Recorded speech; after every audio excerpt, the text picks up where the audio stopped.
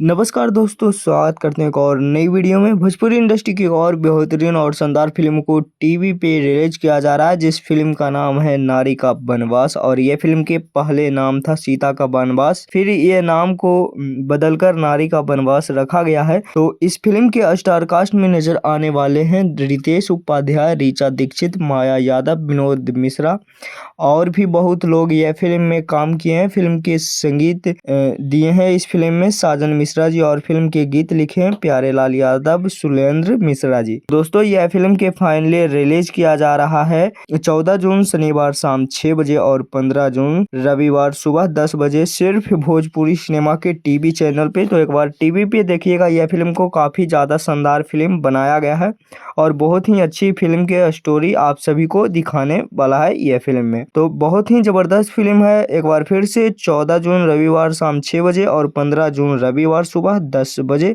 Bhojpuri cinema के TV channel पे एक बार जरूर देखिएगा। ये वीडियो कैसा लगा नीचे कमेंट बॉक्स में जरूर बताइएगा। मिलते हैं किसी नेक्स्ट वीडियो में किसी नेक्स्ट खबरें के साथ। बने रहेगा हमारे चैनल पे इसी मजेदार खबरें के लिए। धन्यवाद।